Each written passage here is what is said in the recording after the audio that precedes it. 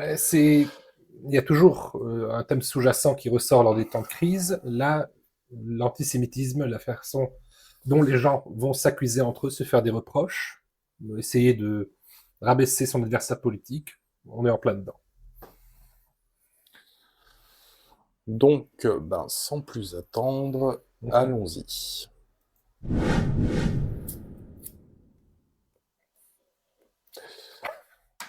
Donc, avant de commencer, on va commencer à revenir sur la définition sur ce qu'est l'antisémitisme, parce que justement, vous comprendrez par rapport au traitement des sujets à venir, toute son importance de rappeler ce qu'est l'antisémitisme, parce que Mhm. pour moi, on utilise des fois maintenant le mot antisémitisme un peu à tort. Mhm. On ressort souvent. On le ressort souvent, et on va requalifier ce qu'est l'antisémitisme. Après, je suis pas forcément d'accord sur la définition que Wikipédia donne, Mais comme c'est la définition qui est la plus consultée. mais comme c'est la définition la plus consultée, parce que bon, prendre pour référence Bernard-Henri Lévy, tu verras plus. Mhm. C'est dans l'article Wikipédia. Je pense pas qu'il soit le plus à même à pouvoir définir l'antisémitisme. Mhm. Mais il faut une notion commune, le consensus, en fait, pour pouvoir se repérer et pour pouvoir avancer. Si c'est quelque chose de flou, justement, tout le monde le ressort à la sauce qu'il veut, et c'est là qu'il y a un brouillage informatique. Donc, l'antisémitisme est la discrimination et l'hostilité manifestée à l'encontre des juifs en tant que groupe ethnique, religieux ou supposément racial. Étymologiquement, ce terme pourrait s'appliquer au peuple sémite. Parlant l'une des langues sémitiques, comme l'arabe ou l'amharique. Mais il désigne dès sa formulation vers la fin du XIXe siècle une forme de racisme à prétention scientifique et visant spécifiquement les juifs. Les motifs et mises en pratique de l'antisémitisme incluent divers préjugés, des allégations, des mesures discriminatoires ou d'exclusion socio-économique, des expulsions, des massacres d'individus ou de communautés entières. Donc, du coup, de la plus basse forme de discrimination qu'il puisse y avoir, préjugé, allégation, à la plus grande forme qu'il y a, c'est-à-dire massacre, et on s'en prend physiquement aux individus. Donc, le mot antisémitisme est construit à l'aide d'un préfixe anti, voulant dire contre, et marquant l'opposition de Sem qui signifie l'un des fils de Noé dans la Genèse, et l'ancêtre des peuples sémitiques de suffixe isme, servant à former des substantifs correspondant à un comportement ou une idéologie. Donc, une idéologie qui est contre les peuples de Sem, donc ici, c'est compris comme le judaïsme.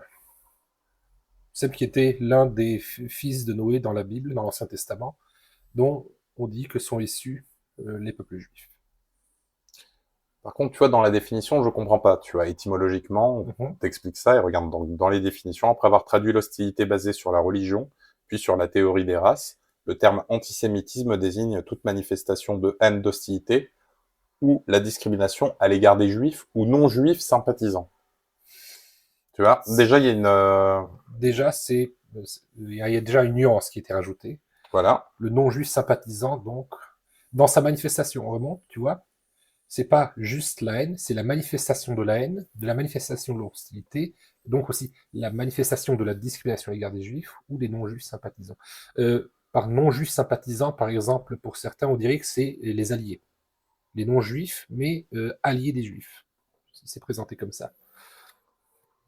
De Voilà, nos c'est jours, l'interprétation qu'on peut capter de cette phrase. de nos jours, l'affaissement de la dimension proprement et ouvertement raciste de l'hostilité envers les juifs permet de penser que l'antisémitisme englobe une notion plus large que la conception raciale originale du XIXe siècle et du début du XXe siècle. C'est qu'il en réalité existait sous la forme et qui ne s'appuie parfois ni sur des conceptions raciales ni sur les fondements religieux, ce qui rend le concept difficile à définir de manière précise. Donc, tu vois, il y a déjà un problème. Mhm. À la base, c'était présenté comme une idéologie scientifique, lorsqu'il y avait la théorie des races il y a un siècle et quelques. Ils voulaient se donner un aspect scientifique aux reproches ou à la haine qu'ils voulaient avoir vis-à-vis de certaines populations. Donc, ils avaient précisé que l'antisémitisme, c'était pour la race des Sémites. Là, aujourd'hui, il est dit justement que de nos jours, le terme a été élargi parce que la théorie des races n'a plus vocation scientifique comme on pouvait le croire il y a un siècle et quelques, quand c'était présenté comme tel. Et donc maintenant, c'est une notion beaucoup plus floue parce qu'elle est élargie à autre chose que la conception raciale. Et là, tu vois, la philosophie et le philosophe et politologue Pierre-André Targiev préfère le terme de judéophile pour désigner Judéophobie. judéophobie pour désigner l'ensemble des formes anti-juives dans le monde depuis la Seconde Guerre mondiale et le distinguer de l'antisémitisme lié aux thèses racialistes. D'autres préfèrent parler de nouvel antisémitisme pour qualifier des idéologies plus récentes qui s'appuieraient sur la dénonciation d'un supposé lobby juif ou du sionisme pour masquer leur antisémitisme, négationnisme et la compétition des victimes. S'ajoute à l'antisionisme pour définir les trois axes sur le nouvel antisémitisme selon Bernard-Henri Lévy. Tu vois, en fait, c'est ça, tu vois, c'est la définition, en fait, comme on va voir, la France traite la vision de l'antisémitisme de Bernard-Henri Lévy, en fait, actuellement. C'est quoi la compétition des victimes? C'est en fait la compétition des victimes, c'est le fait de hiérarchiser les victimes, genre l'Arménie aurait plus souffert que... Ah, je vois. Donc, tel ou tel autre pays. Voilà. Quel est le pays qui a le plus souffert, par exemple, Une de la Deuxième Guerre hiérarchie, mondiale? voilà. Donc en fait, il n'y a pas de hiérarchie à faire par rapport à l'égard de la Shoah, tu vois. Attends, alors, les trois axes du nouvel antisémitisme selon Bernard-Henri Lévy, c'est le négationnisme, la compétition des victimes et l'antisionisme.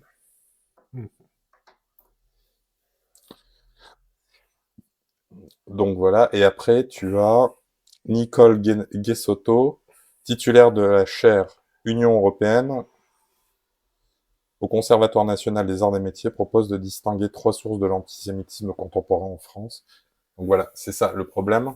Ah si, il y a quand même une définition au Parlement européen. Le Parlement européen adopte une définition de l'antisémitisme accompagnée d'exemples qu'il demande à tous les États membres de l'Union européenne de partager. L'antisémitisme est une certaine perception des Juifs qui peut se manifester par une haine à leur égard. Les manifestations rhétoriques et physiques de l'antisémitisme visent des individus juifs et non et ou leurs biens, les institutions communautaires et des lieux de culte. D'accord. Oui. Donc voilà, on part sur quoi? On part sur la définition de l'Union européenne. Donc, à partir du 1er juin 2017, l'antisémitisme, c'est quand il y a manifestation de haine à l'égard des juifs, des manifestations qu'elles soient rhétoriques, donc la parole, ou physiques, donc des actions, qui visent des juifs ou leurs biens, ou des institutions communautaires juives, ou des lieux de culte. Voilà. Donc, sortir à celle-là. Là, c'est un peu plus clair et c'est à l'échelle de l'Union européenne. C'est ce qui pourrait avoir plus foi sur une valeur légaliste plutôt que la Mais il n'y a, version de BHL, quoi. a pas de précision légale pour la France, alors qu'il y a une précision légale pour le département, pour le Parlement européen. Donc, dans l'article de Wikipédia. Dans la loi, en l'absence de cela, euh, s'il n'y a pas dans les pays une loi qui l'encadre, c'est ce que l'Union européenne déclare qui doit s'appliquer à l'État. D'accord. C'est par rapport au traité. Donc, on a vu que de nombreux actes antisémites avaient eu lieu en France et Darmanin les a dénoncés. Mais vous comprendrez que ça dessert surtout en fait son projet de loi qu'on verra plus tard, qui concerne la loi anti-immigration qui est dans l'échafaud. En fait, il utilise d'une manière crasse l'antisémitisme pour arriver à quelque chose d'un peu plus liberticide pour la population. Parce que c'est comme ça depuis à peu près un mois, depuis le début de l'attaque du Hamas sur Israël, le nombre d'actes antisémites en France a explosé. Si je me souviens bien, il y a encore 2-3 ans, il y avait une statistique, c'était à peu près 400 actes relevés d'antisémitisme sur toute une année. C'était 2020 ou quelque chose comme ça. Là, on a déjà dépassé plus de 1000 enregistrements d'actes. J'avais vu ça, ouais. Sur un mois. Donc, on parle effectivement d'une explosion d'actes antisémites en France. Donc on va écouter ce que dit Gérald Darmanin. Et partir même vivre en Israël parce qu'ils ne se sentent pas protégés ici. Je crois que les Français de confession juive voient tout l'effort que font les policiers, les gendarmes et l'État pour les protéger. Ensuite, l'antisémitisme est un poison qu'il faut combattre sur Internet, qu'il faut combattre politiquement. Nous regrettons bien évidemment que ce soit dans une forme d'islam radical ou dans une forme d'ultra-gauche, que cela se rejoigne dans la haine des Juifs, et la République est là pour lutter contre ce poison. Merci beaucoup. Toujours sur ces graffitis, que risquent les auteurs? Merci beaucoup. Que risque-t-il? Merci beaucoup. Donc, en fait, Gérald Darmanin traite la question antisémite comme il traite le terrorisme en France. C'est une action de l'État. Et... En fait, c'est juste, il faut parler, il faut faire semblant qu'on fait quelque chose, mais c'est surtout pour appuyer derrière, je te dis, ces fameuses lois anti... C'est pour ça qu'il parle de poison, ça c'est une rhétorique de quelque chose de flou. S'il dirait, on veut lutter contre telle action, tel discours exactement, ce serait plus facile à cadrer. Ensuite, on a eu un appel de Gérard Larcher et Yael Braun-Pivet. Donc, Gérard Larcher étant le président du Sénat, Yael Braun-Pivet, la directrice du dans la présidence du Parlement des députés. Donc, qui organise ce dimanche-ci une marche pour la République et contre l'antisémitisme. Marchons. Donc, on reste dans l'idéologie de En Marche, avec une jolie. Donc oui, donc ça a été la réponse du parti politique actuel. Donc voilà, on va faire une marche. On va traquer toutes personnes qui font des actes antisémites, sans donner vraiment de solutions concrètes ou de réactions concrètes. On fait des marches, donc moi ça me rappelle le terrorisme. Donc on dénonce, puis après on va faire des marches, on va mettre des bougies, des fleurs, et on passe à autre chose. Ce sera qu'il y ait une action visible, alors à défaut d'action, ce sera une marche. Voilà. Il y a l'illusion de l'action. Donc ensuite, on a ce monsieur qui s'appelle Emmanuel, me semble-t-il, et qui appartient au Bureau national de vigilance contre l'antisémitisme, et qui dénonce une partie des choses. On voit que de toute façon, c'est lié à l'immigration, parce que ce que l'État veut vous mettre dans la tête, c'est que l'immigration égale musulman, et c'est pour ça qu'il passe sur CNews. Son discours colle très bien avec le discours de la doxa, même si je pense qu'il est manipulé, tu vois. Mais... il est manipulé dans le sens que sur ce qu'il dit là, ça sert. Donc c'est à ce moment qu'on diffuse ce qu'il dit. Voilà. Vous appelez ma solidarité, et un communiqué de presse a été publié par le BNVCA ce jour pour affirmer notre sympathie et notre soutien total et absolu aux chrétiens qui ont été assassinés et violentés.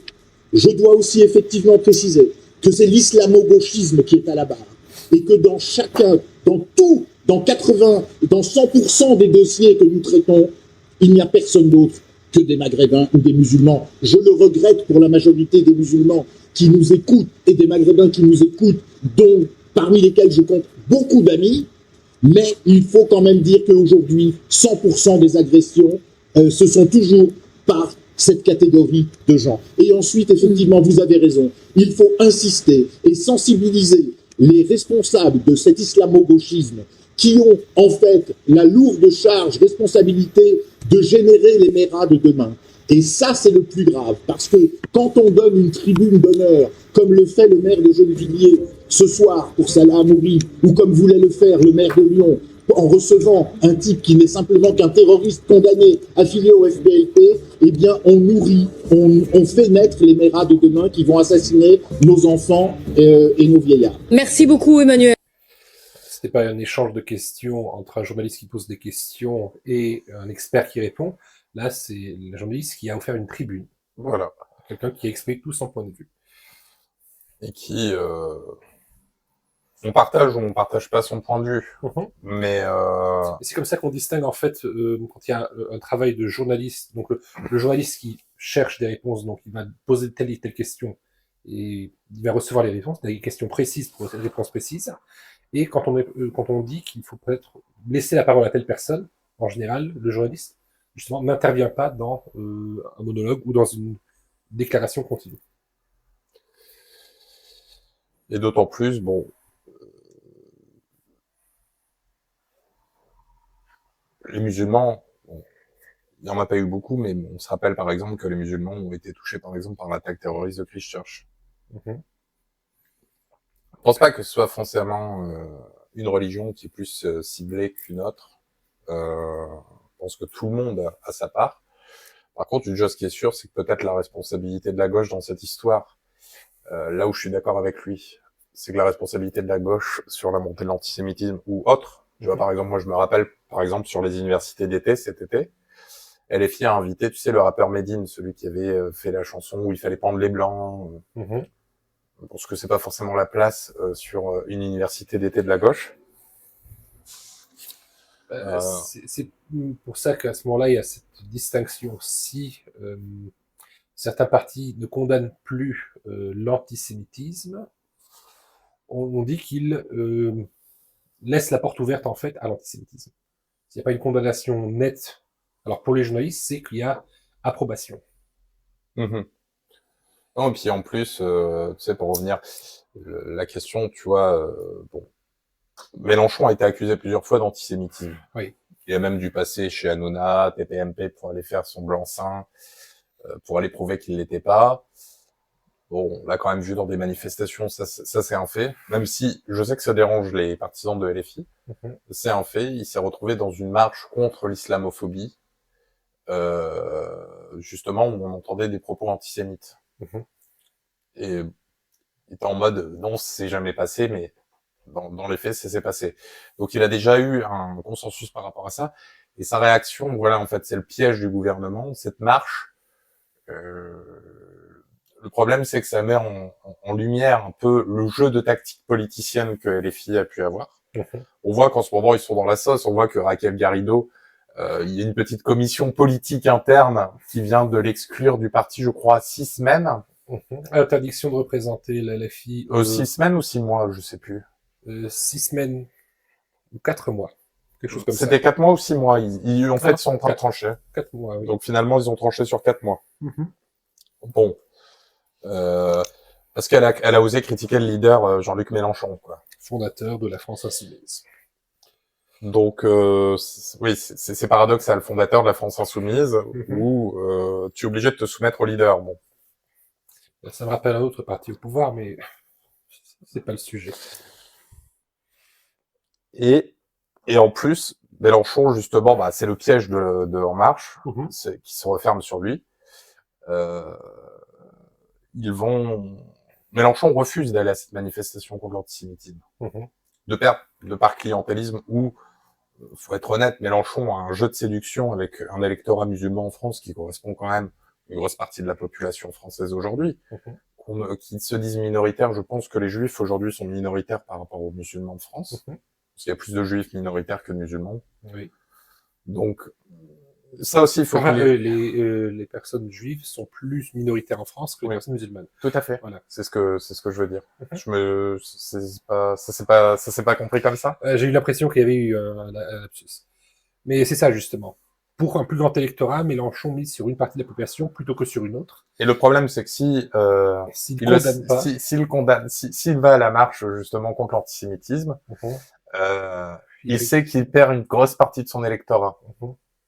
Qui est, je pense, là où je fais la nuance, où je ne pense pas que tous les musulmans soient antisémites, mais par contre, il y a une partie qui est évidente. Et on va le voir après par la suite, où Marion Maréchal Le Pen recense le nombre d'actes antisémites, d'ailleurs les plus violents qu'il y a eu sur le territoire français, qui ont été faits par des musulmans. Oui. Au cours des dernières décennies. Mais attention, hein, c'est à prendre avec des pincettes ce que je dis, je suis pas en train de stigmatiser tous les musulmans de France. Je suis en train de dire que une partie des musulmans sont antisémites. Je nuance bien mes propos. Donc, voilà, là, Jean Messia réagit sur le fait que Mélenchon ne veuille pas participer à cette fameuse marche contre l'antisémitisme. Donc on va l'écouter. Et C'est que ça ne s'élargit pas. Non, mais je vais pas. Rapidement. Bon, le problème, c'est que si Olivier Faure a rétropédalé, c'est parce que Jean-Luc Mélenchon lui a mis le pistolet sur la tempe, puisque c'est lui qui a dit. J'irai pas s'il y a le RN. Mais excusez-moi, Bah oui. Jean-Luc Mélenchon, qui n'a aucune espèce de pudeur ni aucune espèce de retenue quand il s'agit de manifester, d'aller manifester avec des gens qui crient mort aux Juifs, mort à Israël, Israël assassin, cet extrémisme. Il fait référence à la fameuse manifestation que je te disais justement contre le grand appel de LFI contre l'islamophobie. C'était à cette occasion. Là, ça le dérange pas. Là, il peut y aller, il n'y a pas du tout de retenue. Pas de problème, open bar. Mais par contre, de l'autre côté, il prend des pudeurs de gazelle, il fait des farouchés en disant « Oh là là, on va pas manifester parce qu'il y a le RN. » Je comprends pas. Soit on lutte contre tous les extrémistes de son point de vue, et à ce moment-là, on ne va à aucune manifestation, soit on va à toutes les manifestations, mais on peut pas faire du deux poids deux mesures, parce que là, il ancre sa position d'islamo-gauchiste échevelé en allant, effectivement... mais il le Vous confirme. croyez qu'il a besoin de le confirmer? Mais il le confirme encore une énième fois, donc il ne pourra pas s'en dépêtrer de ça. Il a pas tort. Il pourra pas s'en dépêtrer parce qu'il peut pas se cacher genre je n'y vais pas parce que le RN y est, quoi. Il était déjà sous la sellette lorsqu'il a refusé de parler de terrorisme en ce qui concerne les actions du Hamas. Et là, c'est remettre de l'huile sur le feu, en fait. Alors que s'il irait, il pourrait se nettoyer des soupçons de la doxa médiatique actuelle, mais effectivement, ce serait peut-être au prix d'une partie, peut-être, de son lectorat. Donc après, voilà, on voit par exemple ici à Villeurbanne un restaurant qui a été tagué. Donc là, on voit clairement, à mes yeux, il y a aucun débat là-dessus. C'est clairement antisémite. Parce qu'il y a une référence à la judaïté et le mot mort qui est clairement une menace, en fait. Là où on va voir justement, là, ce qui me dérange un peu plus, c'est le discours de cette députée RN, qui a l'air de confession juive, a priori,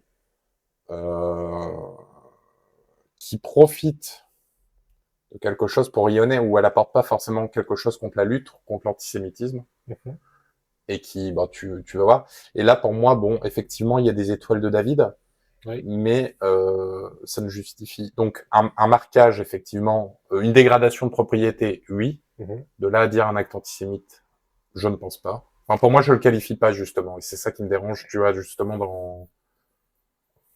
Parce que dire d'un chrétien qu'il est chrétien, ce n'est pas Parce que tu mettrais une croix chrétienne sur la devanture d'une maison, sans. Il y aurait, tu vois, comme on a vu précédemment. Les termes qui étaient écrits, là oui, ça montre un acte antisémitisme. Là, en l'occurrence, juste une étoile de David aux couleurs du drapeau d'Israël, c'est un symbole. C'est vrai que si ça aurait été pour, par exemple, faire référence à ce qui se passait sous le Deuxième Reich, ou le troisième, c'était en peinture jaune, et c'était marqué directement sur les vitrines des commerçants. Là, il y a une autre forme de répartition, donc on ne peut pas savoir si c'est vraiment si c'est une menace dans ce sens-là. Est-ce que parce que bon, apparemment, c'est toutes les maisons qui sont dans le 16e. Donc, est-ce que concrètement, toutes les personnes qui sont dans le 16e sont forcément tous juifs?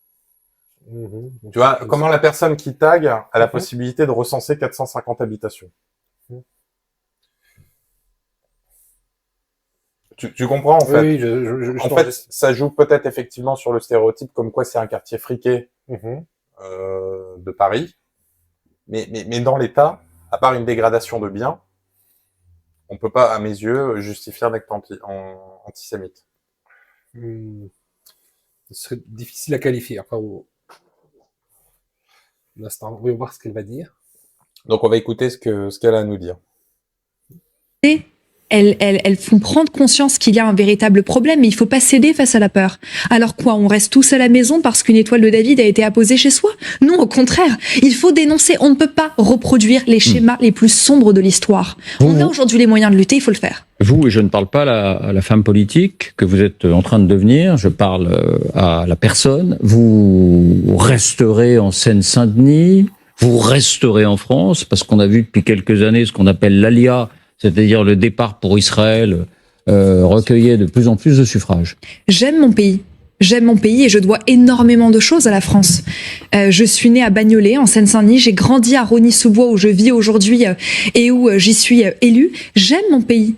Et vous pensez sérieusement que ce sont ces barbares et ces animaux qui déversent leur haine antisémite qui vont me faire fuir? Mais bien au contraire.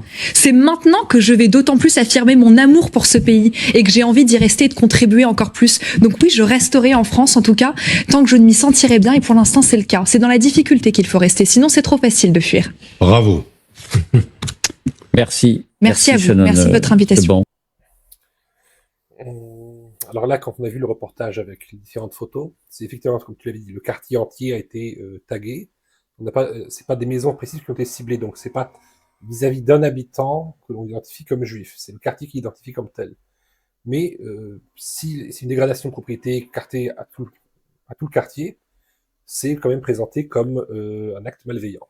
Oui, un acte malveillant certain, qualifié, mais de là à le classifier. Tu vois, c'est ça. Et en fait, c'est cette juxtaposition d'image avec le discours qui va dans le pathos et dans l'émotionnel. Bah oui, il y a beaucoup d'émotions là. Et un instant. Retournons sur la définition qu'il y a eu de l'antisémitisme, pour voir si on peut le caser là-dedans ou pas. Une haine de une certaine perception des Juifs qui peut se manifester par une haine à leur égard, des manifestations rhétoriques et physiques visant les individus ou leurs biens. Leurs biens. Peut-être qu'ici, en voulant taguer une maison de Juifs, mais ne savant pas laquelle c'était, ils ont tagué partout. Une institution communautaire et des lieux de culte. Ah, parce qu'ils mettent ou non. Ou non, et leurs biens. Et ou leurs biens. Donc, soit l'individu, soit son bien. Attends, l'individu. Non, un individu juif ou non. Donc en fait, tu pourrais très bien être non juif. C'est-à-dire que si quelqu'un vient chez moi, me met, ça n'a pas de sens, me met une étoile de David sur ma porte. Oui. C'est un acte antisémite, mais mal orienté, mais ça reste un acte antisémite.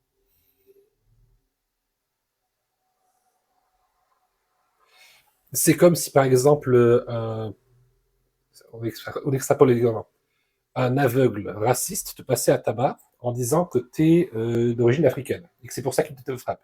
C'est un acte raciste, mal orienté, mais l'acte est raciste à la base.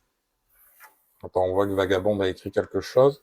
Le problème avec ces tags, même s'il n'y avait que l'étoile de David, je pense que c'est trop connoté avec le Troisième Reich et donc ils sont immédiatement identifiés antisémites. Bon, elle partage ton point de vue. Pour moi, ça me paraît un peu particulier, tu vois, que effectivement une personne juive éventuellement soit ciblée, on lui mette une étoile de David, d'accord, oui, il n'y a pas de problème sur ça, et qu'une personne non juive, et puis en fait, il y a même pas de haine derrière ou quoi. Il s'est pas connoté justement Troisième Reich parce que justement, comme tu disais, l'étoile elle est pas jaune, elle est bleue, aux couleurs d'Israël. Donc c'est un État. Justement, il y a ça qui m'étonne, surtout la vidéo. C'est aussi, ça a été bien fait, ça a été fait avec une certaine efficacité. Un pochoir avec de la peinture bleue. Ouais, donc là, il y a eu un article qui est venu. Apparemment, il semblerait que ce soit un Moldave qui aurait fait ça, commandité par la Russie. C'est ce que disent les officiels à vérifier. Oui. Mais bon, c'est le retour des fameux Russes. Le grand méchant. Donc, bon, bah, ok. Bon, sur ça, on n'est pas d'accord, mais... Alors, vis-à-vis de l'interprétation de la définition qu'on a eue au début. Voilà. Si on se base sur l'interprétation de l'article de Wikipédia, ça pourrait être qualifié comme tel au niveau de l'Union européenne. D'accord. Ensuite, il y a la une de Charlie Hebdo qui est sortie.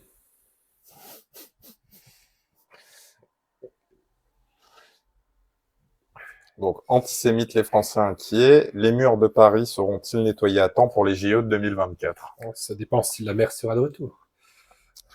Mais tu vois, regarde, dans la vision de Charlie Hebdo, c'est accompagné justement de... Déclarations clairement menaçantes et discriminantes envers les Juifs. Donc c'est ça, tu vois, il faudrait vraiment qu'on se mette d'accord sur comment le qualifier déjà pour le combattre. Si on met un flou sur la définition, comment tu veux combattre l'antisémitisme? Je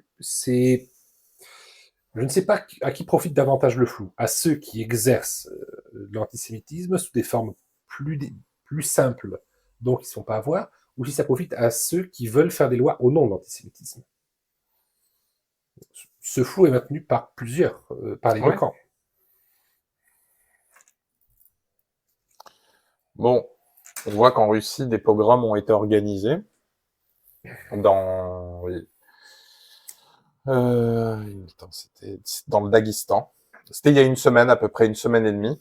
On voit que là, en fait, ils demandent donc ça rassemblement. Donc, il faut savoir que le Daghestan en Russie est majoritairement musulman, de confession musulmane. C'est une des régions russes où il y a une exception justement de où pour l'instant la majorité officielle est de confession musulmane et où le gouvernement le permet. Parce que la Russie en elle-même n'est pas très pro-musulmane non plus. Donc on voit par exemple que un homme est encerclé par une série d'hommes qui lui demandent son passeport pour prouver qu'il n'est pas juif, sachant qu'ils ont été jusqu'au tarmac de l'aéroport pour aller fouiller les avions pour débusquer des personnes de confession juive.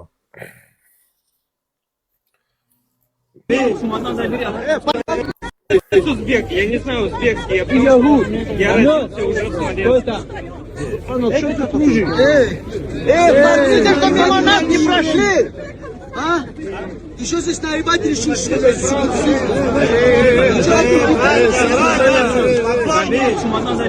Паспорт у меня.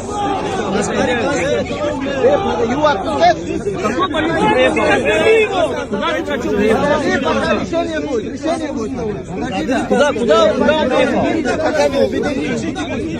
Куда он уехал? Какой водитель спросил него? Доктор, куда он On voit que quelqu'un lui vient en aide pour l'extraire, mais que bon, ils ne veulent pas en démordre. Ils ont même été jusqu'en face d'un des hôtels, en menaçant de rentrer dans l'hôtel pour aller chercher des personnes, s'il y avait des personnes inscrites dans l'hôtel qui étaient juives. Donc bon, après la police a fait le travail. Hein. J'ai vu sur d'autres vidéos que la police avait fait son travail, mais elle a eu bien du mal de ce que j'ai vu, quoi. Parce que la Russie a eu, sous la période du stalinisme, une certaine mauvaise réputation vis-à-vis des peuples juifs. Et là, elle veut se laver de tout soupçon, donc elle essaie de veiller à ce que ça soit correctement fait.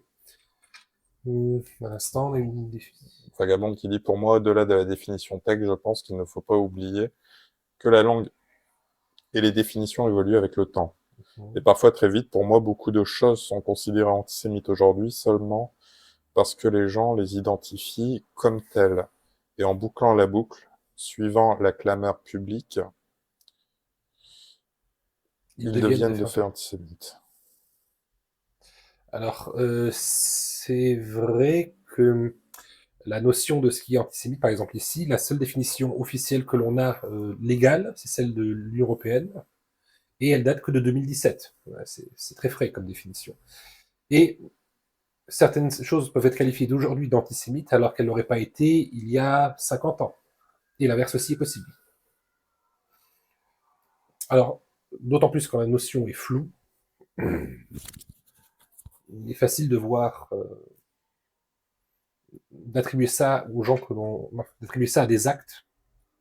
Donc bon, mine de rien, dans les faits, malgré tout, parce qu'il y a, pour moi, donc il y a des actes antisémites en France actuellement. On voit qu'internationalement, des pogroms commencent à s'organiser. Donc la question que je te pose, c'est sommes-nous au retour des heures les plus sombres de l'histoire?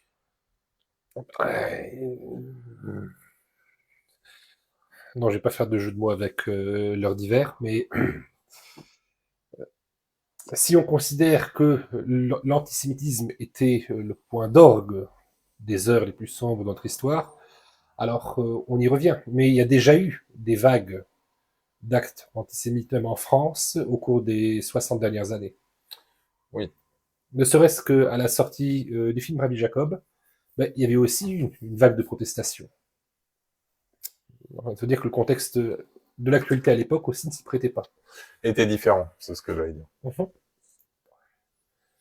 Donc mais attention, dans les heures les plus sombres de l'histoire, c'était systémique, dans le sens c'était une affaire d'État d'entretenir ce courant. Là, pour que ce soit les heures les plus sombres, il faudrait qu'il y ait des États qui se revendique ce genre de discrimination active. Pas qu'il laisse faire, mais qu'il la systématise. Ah, après, dans la doctrine... Vous voyez, on joue avec les mots qu'on a le droit de dire et pas... Non, c'est pas facile. Donc là, on a Marion Maréchal, justement, qui qualifie, justement... qui essaye de laver la réputation de Papy, on va dire ça comme ça, mais qui dit malgré tout une vérité. Papy était... son grand-père avait basé une partie de sa politique sur les phrases choc. Ça lui donnait une tribune. Les gens venaient lui parler davantage, donc il y avait certaines paroles assez fortes. Pareil, il a dit des phrases, pour moi, qui étaient condamnables, et des phrases où, pour moi, il n'était pas condamnable, il a été condamné, tu vois. La phrase qui a fait démarrer, en fait, son usine à scandale, il avait dit qu'il était malade ou qu'il était fiévreux, un truc comme ça, mais ensuite il a dit que revenir dessus, ça n'aurait pas été payant politiquement. Donc, il y avait de la politique aussi. On devrait quand même rappeler, c'est que c'est pas Jean-Marie Le Pen qui a attaqué l'école juive de Toulouse, c'est pas Jean-Marie Le Pen qui a attaqué l'hypercachère, c'est pas Jean-Marie Le Pen qui a tué Mireille Knoll, c'est pas Jean-Marie Le Pen qui a tué Ilan Halimi. Voilà, donc ce que j'aimerais simplement dire, c'est que ce dont je suis sûr, c'est que si on avait davantage écouté Jean-Marie Le Pen sur l'immigration et l'islamisation il y a de ça 40 ans, il y aurait très certainement moins d'antisémitisme aujourd'hui dans notre pays. On vient d'entendre votre... On devrait quand même rappeler. Je suis pas forcément convaincu qu'il y aurait moins d'antisémitisme si on avait écouté Jean-Marie. Ça dépend de la façon dont on l'aurait écouté, je pense. Mais bon, en tout cas, ça lui donne l'occasion de nettoyer l'honneur de Papy. La famille, c'est sacré.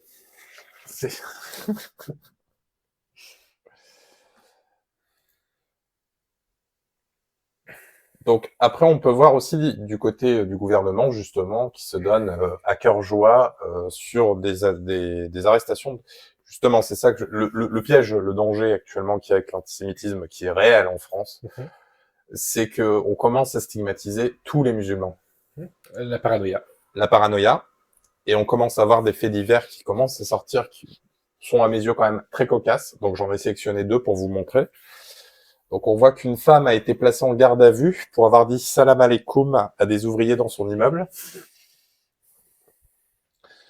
Une habitante d'Île-de-France a été retenue plus de 5 heures au commissariat après un conflit de voisinage en lien avec la guerre entre le Hamas et Israël. 2 plaintes ont été déposées. Vous nous avez interrogé à propos d'un post massivement partagé faisant état du placement de la garde à vue d'une femme pour avoir seulement dit salam alaikum à des ouvriers dans son immeuble selon le récit qui a été fait sur les réseaux sociaux. Donc son avocat dit « Cliente placée en GAV, donc garde à vue ce matin, car sa voisine l'aurait entendu dire salam alaikum à des ouvriers dans l'immeuble. La voisine porte plainte, cliente placée en garde à vue, demande d'explication à l'OPJ. Avec le climat actuel, nous ne pouvons pas prendre de risques. GAV levé. » On ne peut pas prendre de risques avec « bonjour ». Voilà. Ça, c'est quand tu as le détecteur réglé à trop sensible et paranoïaque, tu vois. En tout cas, ils ont été très réactifs pour une fois, la police. Le message a été posté par l'avocat au barreau de Paris, Nabil Boudi, cliente placée en GAV, ce matin, car sa voisine l'aurait entendu dire salam alaikum à des ouvriers dans l'immeuble. La voisine porte plainte, cliente placée en GAV, demande d'explication. Avec le climat, nous ne pouvons pas... Ouais, donc ils remettent. Propos différents et contestés. Contacté par Check News, le parquet donne une version différente affirmant que la cliente de Nabil Boudi a été placée en garde à vue pour des propos allégués par la victime, propos différents de ceux cités, salam alaikum, qui ont pu motiver un placement en garde à vue pour menace de crime à raison de la religion. Ah, ça aurait été autre chose, mais j'imagine tout aussi en arabe, qui n'aurait pas été salam alaikum. Le parquet n'a pas détaillé les propos allégués par la plaignante. Bon, c'est une accusation sans détailler, quoi. Enfin, donc, on maquille. Quoi qu'elle ait pu dire, si la voisine ne comprenait pas. Ça peut être une bonne journée ou passe-moi un marteau, je sais pas, si elle comprend pas. Donc, a été ouverte le 13 octobre 2023 suite à une plainte déposée à Rueil-Malmaison et précise que la suite des investigations qui conduit à une levée de garde à vue pour poursuite de l'enquête compte tenu des déclarations de la mise en cause. Si c'était vraiment si dangereux, j'en doute qu'il aurait relâché au bout de 5 heures. Oui. Vu leur réaction, leur réactivité pour la mettre directement en garde à vue. Ça m'étonne même qu'elle ait été placée en garde à vue. Ça veut dire qu'ils ont estimé qu'elle représentait un danger pour la société. La façon dont elle était présentée par la plaignante. Ouais. La raison pour que la police te mette en GAV, c'est qu'ils estiment que qu'elle a des éléments, qu'on lui a donné des indications comme quoi c'était nécessaire. Voilà.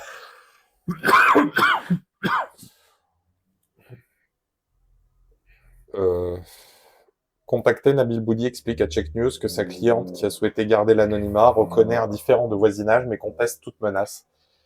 Et a d'ailleurs porté plainte à son tour le 13 octobre pour dénonciation calomnieuse. Cette mère de famille, Nora, d'une trentaine d'années, est, selon l'avocat profondément affecté par cet événement, un certificat médical daté du 14 octobre consulté par Check News, décrit notamment un choc émotionnel, des troubles du sommeil et une anxiété réactionnelle avec peur de sortir de chez elle. L'histoire commence de façon banale après la description des faits donnés par Nora dans la plainte déposée contre S. Donc, c'est censé être la voisine en question. Pour dénonciation calomnieuse, le 13 octobre, et que Check News a pu consulter partiellement, notez que Check News n'a pas eu accès à la première plainte déposée par S, empêchant d'avoir accès à sa version des événements. Le 12 octobre, des techniciens interviennent à son domicile pour décrasser les bouches d'aération, puis avec son bébé, de 11 mois dans les bras, Nora explique se rendre avec les agents chez une voisine dont elle possède un jeu de clés afin d'effectuer la même opération. Sur le palier, elle croise S, une voisine âgée dont la porte est reste ouverte. Se déroule alors un bref échange tendu au sujet des clés de l'autre voisine, toujours selon Nora. Une fois dans l'appartement, cette dernière dégage la discussion avec les techniciens à l'œuvre. Il s'est avéré qu'ils sont musulmans comme moi. Ça semble cohérent sur... Nous avons papoté de banalités de famille lorsque nous sommes sortis de l'appartement. C'est salut en arabe, donc salam alaikum. Il y avait des mots comme Inch'Allah et Allah Hakoum Akbar. Mais ce ne sont que des formules de politesse. Ouais, donc c'est le Allah Akbar. Donc elle reconnaît quand même malgré tout qu'elle a... Mais c'est bien des formules que l'on peut trouver dans des conversations tout à fait banales. Alors, surtout entre musulmans, ils parlent entre eux. Et C'est pas adressé... Et on voit déjà qu'il y a une différence. Si elle avait déjà le jeu de clés d'une de ses voisines pour faire la même chose, c'est qu'elle est appréciée dans le bâtiment, du moins par une partie du voisinage. Au moment de repasser devant la porte de la voisine, ces dernières, selon le récit de Nora, auraient crié « Vive Israël !» faisant un amalgame. D'après la plainte déposée par Nora, le ton est monté entre les deux résidentes. Je lui ai dit « Va te faire soigner, espèce de folle !» Et elle m'a répondu « Je veux porter plainte contre toi, tu vas voir ce qui va t'arriver. » Ben, l'une l'encourage à aller consulter un médecin parce qu'elle s'inquiète de sa santé, et l'autre l'invective et il menace. Voilà, donc voilà, elle est en froid, elle a plusieurs problèmes, voilà, c'est truc à la con, elle a essayé de profiter sur le fait de l'actualité, mais voilà, ça c'est une des dérives qu'on peut voir, tu vois. Est-ce que le placement en garde à vue de 5 heures était forcément nécessaire? Je sais même pas si crier Vive Israël lorsqu'on entend parler des personnes en arabe est déjà légitime en soi, donc...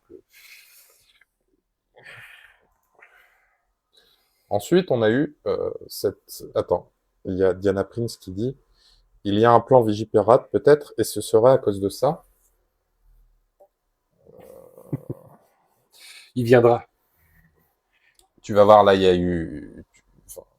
tu vas voir, Diana, il y a... Là, la prochaine vidéo, elle est cocasse. On peut voir quand même le côté un peu débile de la justice actuellement, enfin... Pourquoi le sujet est sérieux, mais la réalité fait rire parfois d'elle-même. Donc là, en fait, on a un restaurant, enfin une chaîne de restaurants de tacos. Donc c'est pas un restaurant d'un propriétaire, c'est une chaîne qui s'appelle Chamas Tacos. Ils ont le C de l'enseigne Chamas, donc du coup ça fait Hamas Tacos, qui est défaillant. Donc en fait, à la nuit tombée, on voit Hamas Tacos. Et la police est intervenue et a voulu mettre un arrêté... À vous le faire éteindre il demande d'éteindre l'enseigne ou un arrêté de justice de fermeture, justement, administrative. Donc on va voir, c'est assez drôle.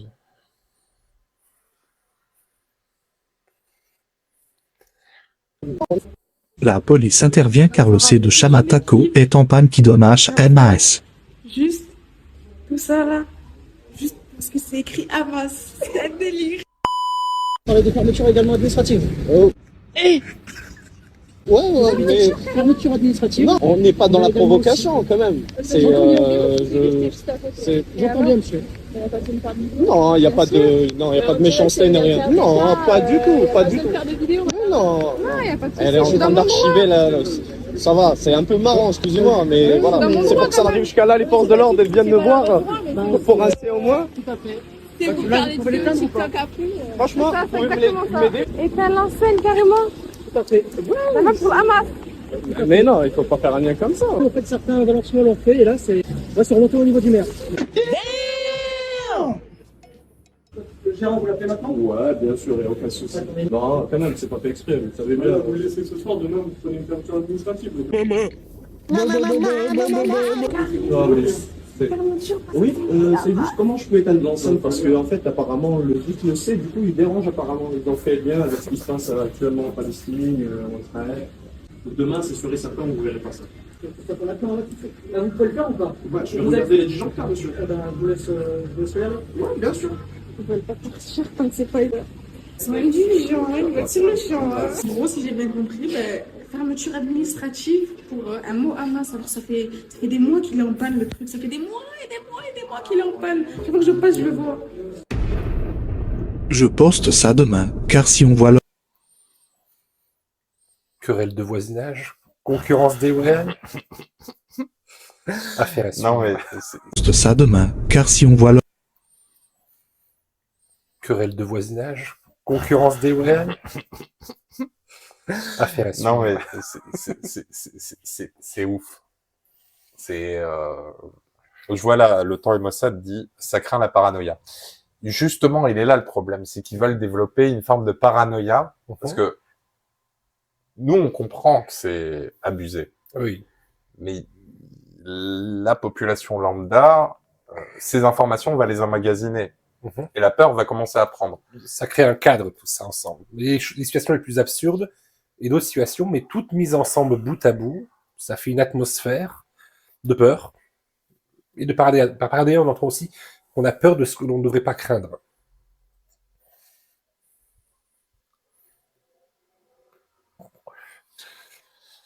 Et le problème aussi, c'est que ça va... Il y a aussi des événements, par exemple, de faux événements antisémites qui ont été faits. Ça, c'est un article qui a 1 mois et demi, qui était passé pareil sur BFM, CNews. Il t'en avait parlé d'actes antisémites. Sauf qu'il s'est avéré que c'était le propriétaire lui-même qui l'avait fait sur son bâtiment.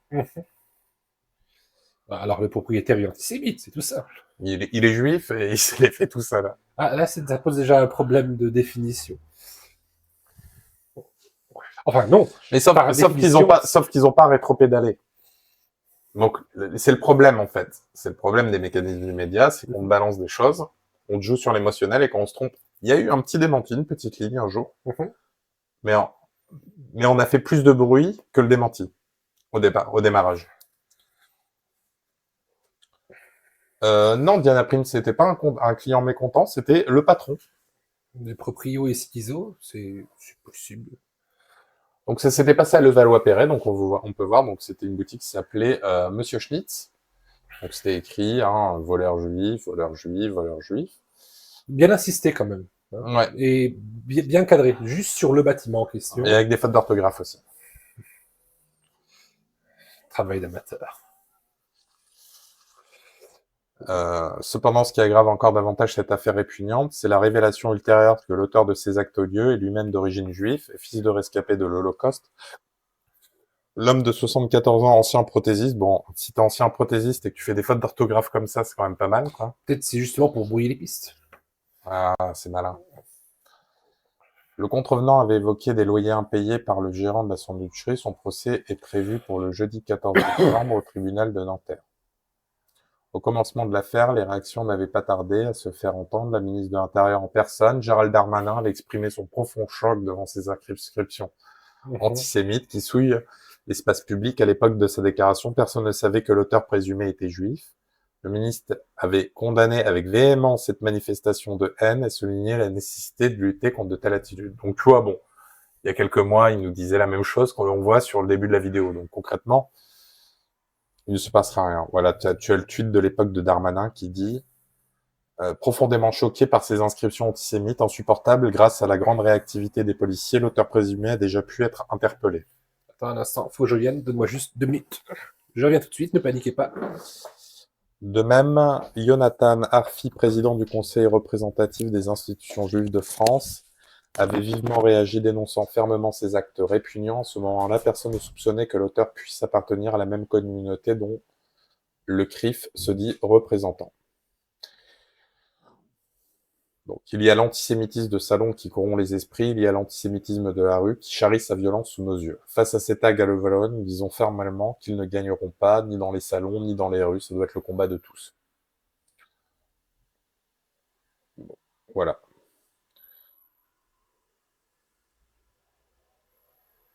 Donc voilà, cet acte s'ajoute à la longue liste de fausses agressions antisémites ou d'actes perpétrés par les membres de la communauté juive. Donc vous voyez, la liste est assez longue.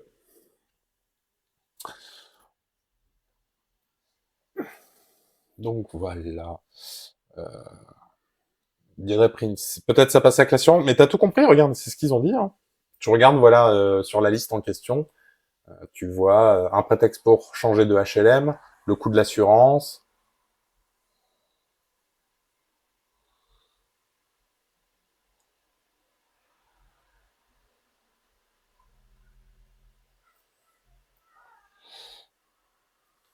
Donc voilà, voilà. Et euro sans faire d'amalgame. Ok, ok. Donc bon, voilà. Mais tout ça, comme je vous l'ai dit précédemment, a un but. Et ce but, c'est la fameuse loi anti-immigration que Darmanin fait passer. Donc il faut savoir qu'elle se décompose en plusieurs volets. Ils le font pas passer en un seul bloc, ils le font passer en plusieurs blocs. Le premier bloc consiste à... C'était l'annulation justement de l'aide médicale d'État.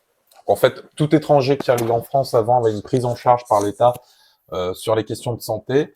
Il y a une loi justement pour régulariser et faire en sorte qu'il n'y ait plus de prise en charge. Moi, sur cette loi-là, j'en suis plutôt pour, parce que c'est tout à fait normal. Mais il faut que ça passe auprès de l'opinion publique et aussi du Parlement. Mais celle-là, elle est passée. Celle-là, elle est passée. C'est déjà passé, ce volet-là. Ça a été voté. Il y a combien de temps? C'est récent, c'est tout restant, c'est 1 ou 2 semaines. Par contre, la loi immigration, celle-là est beaucoup plus inquiétante. Parce qu'en fait, grosso modo, quand tu regardes ce qu'elle prévoit, ce qu'elle est censée régulariser, en fait, c'est pas grand-chose. En fait, c'est une fausse loi qui cache une vraie intention de l'État. On va écouter du coup donc la loi immigration sous pression antiterroriste. Voilà, donc on utilise le clivage de l'antiterrorisme, on augmente la peur comme on l'a démontré justement dans tout ce sujet. On augmente la peur de manière à ce que la population accepte justement ce que Darmanin est en train de préparer. Je vous laisse écouter ce que Darmanin dit et on revient après, je vous explique ce que ça cache réellement. L'édito politique Yael Gauze, 1 an et demi après son annonce, le projet de loi immigration rattrapé par le retour des attaques terroristes. Oui Nicolas, c'est l'histoire sans fin d'un texte à double entrée qui va se conclure sur un mot d'ordre unique, fermeté. Rappelez-vous la formule « on sera gentil avec les gentils, méchant avec les méchants » portée en stéréo par les 2 ministres Olivier Dussopt et Gérald Darmanin. Et bien désormais, il n'y a qu'un seul haut-parleur qui diffuse en boucle depuis l'attaque du lycée d'Arras, c'est Gérald Darmanin, à la fois cible, le RN veut sa démission, et sous pression d'Emmanuel Macron, le président promet un État impitoyable, donc il faut des résultats, il faut que ça se voie. Avec quelles conséquences sur le projet de loi ? La polémique sur la non-expulsion de Mohamed M, le fiché S d'Arras, offre à l'exécutif un argument de poids pour trouver une voie de passage au Parlement, puisque je vous le rappelle, la droite LR ne veut rien voter tant qu'il y aura des régularisations dans la loi. Depuis vendredi, le gouvernement répète que si la nouvelle loi avait été en vigueur, le terroriste aurait pu être expulsé. Raison de plus pour accélérer, objectif, boucler les 2 lectures, Sénat puis Assemblée, avant Noël. Une aubaine pour l'exécutif, un dilemme pour LR. L'opinion veut une réponse forte et rapide, alors pourquoi faire traîner, pourquoi bloquer ? Et ça se traduit par un nouvel équilibre équilibre dans la loi? Plutôt un déséquilibre assumé. Gérald Darmanin nous l'a confié, il est prêt à lâcher beaucoup pour mettre la droite face à ses responsabilités. Après la réforme de l'aide médicale d'État, la liste des concessions depuis hier s'allonge. La possibilité de maintenir en rétention jusqu'à 18 mois désormais les étrangers fichés S, le retrait du titre de séjour. T'as entendu le terme? Les fichiers S. Oui. De mettre en détention, donc Darmanin préconise 18 mois pour tout fichier S. Là, ça c'est l'interprétation du journaliste, parce que justement on essaye de mettre comme quoi c'est les migrants fichiers S, mais en réalité Darmanin a prononcé, quand il a prononcé, tous les fichiers S, 18 mois de prison préventive s'il le décide. Sauf que le problème, c'est que la définition, il n'y a pas de définition légale de fichier pour devenir fichier S. Il n'y a pas de base légale. C'est-à-dire que pour être fiché S en France, il suffit... Sur présomption.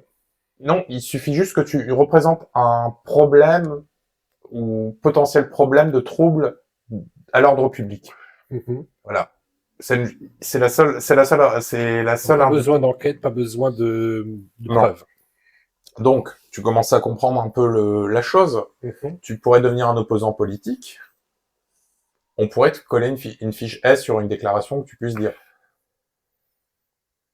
Donc ça pourrait légaliser en fait des peines de prison de 18 mois, un enfermement d'opposants politiques ou quelqu'un qui serait contre le gouvernement, tout simplement. Pas forcément politique, pas forcément quelqu'un de carte. Et en fait, c'est le droit de mettre en prison qui ils veulent. Ça, c'est la récupération. On reprend, voilà. Dès qu'il y a non-respect des valeurs de la République, mais aussi la définition chaque année de quotas d'immigrés en France, ou encore le durcissement du regroupement familial, y compris pour les réfugiés. Et que disent Éric Ciotti et ses collègues LR? Que l'État ne sera puissant que le jour où on aura changé la Constitution. Sauf que ça prendrait minimum 2 ans. On n'a plus le temps, à beau jeu de leur dire Gérald Darmanin. Et vous vous demandez peut-être, Nicolas, dans tout ça, où sont passées les régularisations? Elles sont toujours là, 7 à 8 000 par an, strictement circonscrites aux métiers en tension. Sur ce point, et contre la droite et le RN, Gérald Darmanin sait qu'il aura toute la majorité soudée derrière lui. Au pire, ça passera par un 49-3 pour abréger les désaccords. Voilà. Une fois que je vous ai décrit le mécano politique, il y a les formules de Gérald Darmanin, fier, comme il dit, de ses origines RPR. Sa phrase: on est pour les gens qui bossent et qui ne foutent pas la merde. Des mots simples ou simplistes. Le contexte anxiogène change la donne. La nuance et la complexité n'ont plus droit au chapitre face à la demande d'efficacité. Dans ce quinquennat, il n'y aura donc pas de convention citoyenne sur l'immigration. Il est trop tard et la gauche se ramasse sur le Hamas. Reste qu'on a encore le droit de réfléchir et de voir l'immigration autrement que comme le carburant automatique de la délinquance et du terrorisme. Yael Gauze.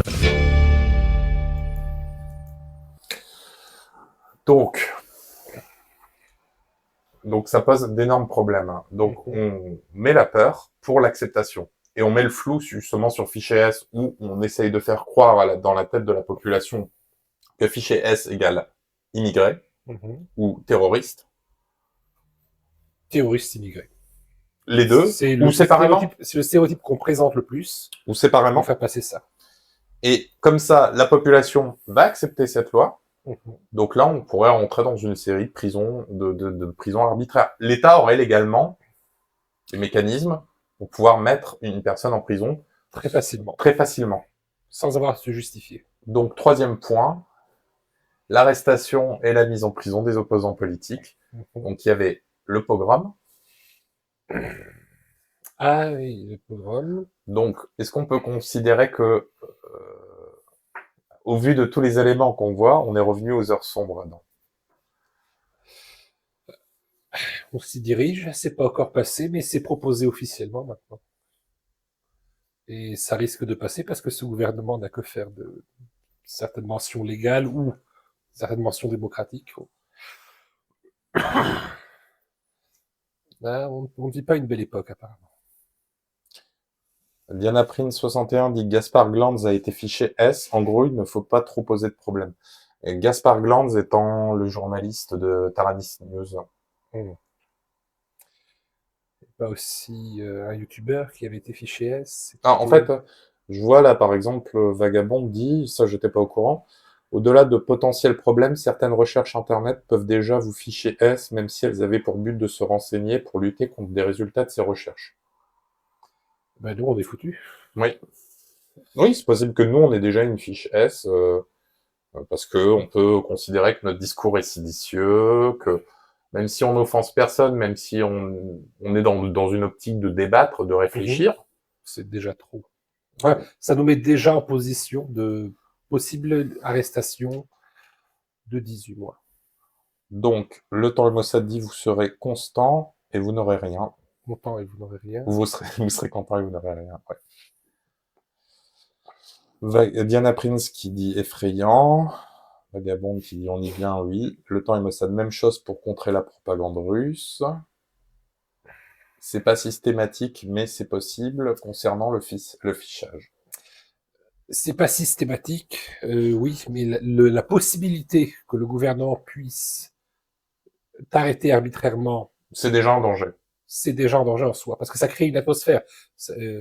Déjà, rien que nous, sur certains sujets, on est obligé de limiter certaines réflexions, certaines mots de vocabulaire. Pour éviter justement d'offenser ou de... Ou même de se faire on ne va pas dans ou de se faire cancel. On va pas non plus dans l'autocensure, mais on fait attention aux mots qu'on emploie pour faire passer notre message. Oui. On veut pas être considéré dans la citation à la haine ou ce genre de choses. Et parce que là, on risquerait juste d'avoir une vidéo qui sauterait. Alors, imaginez ça à l'échelle de n'importe quel individu, si le risque, c'est 18 mois de prison. Là, les gens vont beaucoup plus se limiter. Oui. L'opposition, là, elle a été attaquée sur... quand ils ont refusé de parler de terrorisme pour le Hamas, on a parlé de dissolution de la LFI, c'est ça? Là aussi, ne pas condamner, ne pas participer à une marche, c'est aussi considéré en partie comme une possibilité d'antisémitisme. Là, avec le fichier S, ce sera un cocktail détonnant. Oui, les heures sombres. On est loin des matins radieux. C'est ça, salut à moi, toujours raison. Vagabond qui dit oui, tout à fait, on en revient à la censure de la pensée au-delà de la censure de la parole. Pour penser, on doit pouvoir se renseigner en toute liberté. On ne pourra plus. C'est ce qu'on vient de dire. Tout à fait d'accord. Le temps est Mossad. Et ce sera le gouvernement qui aura toujours raison. Ouais. Parce que la liberté de penser et la liberté de parole vont de pair. Parce que si on ne peut pas parler, on ne peut pas débattre. S'il n'y a pas de débat, il n'y a pas de réflexion qui augmente. Parce que tu vois, couplé à notre sujet qu'on a fait, qui est sorti aujourd'hui, le replay, pour ceux qui l'ont pas vu sur le DSA, tu couples la loi sur le DSA de censure. Donc, on peut t'isoler. On peut isoler tes propos sur Internet ou ou tes agissements. En règle générale, ils ont le moyen de pouvoir te contrôler. Et en fait, tu disparais de la société. Ni vu ni connu, personne se rend compte que tu disparais de la société. Tu couples ces deux lois qui sont actuellement en train d'être votées. On en reviendrait à être l'équivalent d'un pays qu'on disait très autoritaire il y a à peu de 10 ans. C'est le genre de... C'est la direction qu'on prend, c'est pas rassurant ça. En tout cas, on espère que le sujet vous a plu. Pour ceux qui nous rejoignent ou qui ne connaissent pas la chaîne, nous vous invitons à vous abonner. Et à voir les vidéos sur YouTube, parce qu'on a traité de différents sujets. Mais certains sont liés directement à cette vidéo. Donc on vous renvoie justement à la vidéo d'aujourd'hui, le DSA. Vendredi, il y a la vidéo sur l'État fédéral qui sort aussi. Et qui sort à midi. Et ouais, on a rattrapé le retard par rapport à mon blocage de dos. Et en tout cas, si vous avez des questions... Et souhaitez-lui un prompt rétablissement, tous ensemble. La force de la pensée, la méthode Coé. On lui dit qu'il va bien aller, il ira mieux. Est-ce qu'on a raté aucun commentaire? Justement, j'invite les gens justement sur le sujet qu'on vient de traiter à envoyer leurs questions afin de clôturer le sujet. Le temps est Mossad dit, et ça sera le gouvernement. Ouais. Vagabond qui dit, ça rappelle l'ultime punition romaine, être effacé de la mémoire collective. Bah, c'est toujours ça, en fait. Le problème, c'est que si ça n'existe, si tu disparais, ça n'existe pas, donc forcément... Si l'opposition, si on ne sait même pas qu'elle existe, l'opposition, c'est difficile d'en faire partie. On ne saurait même pas qu'on peut contester.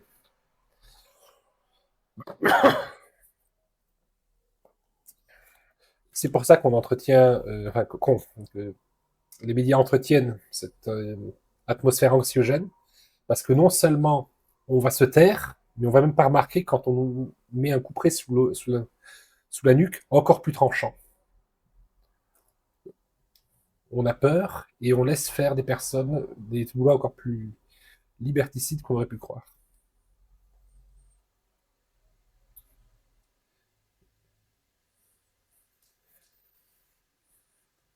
Il devait y avoir concertation du gouvernement à propos de certaines de ces lois à la base. Il devait y avoir discussion, élargissement du débat, proposition de réassemblage. Là, tout ça, ça va être bouclé en grande vitesse.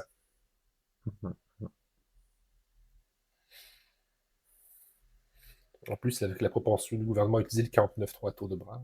Oui, en ce moment, en plus. Bah, de toute façon, Darmanin, il a dit que si LR se décidait pas, il ferait passer la loi en 49.3. Vous appelez ça une démocratie. Donc voilà, quoi. J'allais dire qu'est-ce qu'attendent les gens pour ressortir de la rue, mais effectivement, s'ils risquent 18 mois de prison. Et le problème, c'est qu'en fait, ils canalisent la peur. Donc les gens, pour le moment, ils pensent qu'il y a des terroristes à chaque coin de rue. Les gens utilisent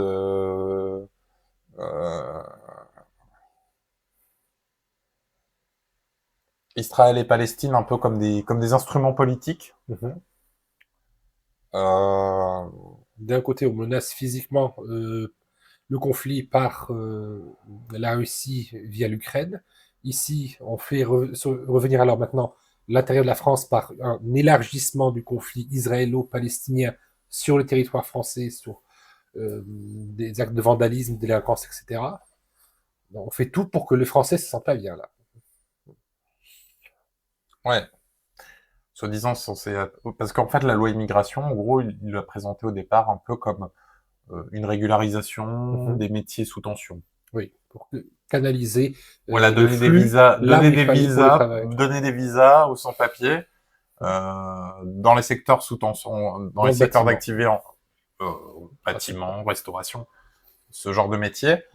Et en fait, en réalité, bon... actuellement, qu'ils aient les papiers ou pas les papiers, ça n'empêche pas les patrons de PME de les embaucher. Ce sera un sujet qu'on traitera dans quelques semaines. De toute façon, là, j'ai encore vu une vidéo, c'était mort de rire. Une manifestation de sans-papiers sur les travaux des JO de 2024. Donc, tu vois, c'est pour te montrer que le niveau, tu vois, on en est... qu'est-ce que cette loi-là, elle va apporter, à part peut-être un statut effectivement pour les sans-papiers, mais concrètement, du point de vue politique, ils s'en foutent. Depuis quand la Macronie s'occupe des problèmes de la société? Elle s'occupe de la société, pas de ses problèmes. Oui, elle s'occupe de la société, elle s'occupe de les censurer, elle s'occupe de les maltraiter, pour des raisons obscures. Pour un plan plus vaste. Pour un plan plus vaste.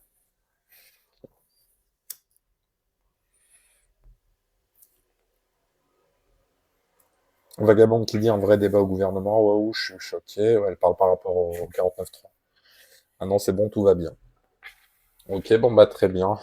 Bon, sur ceci, on va vous laisser.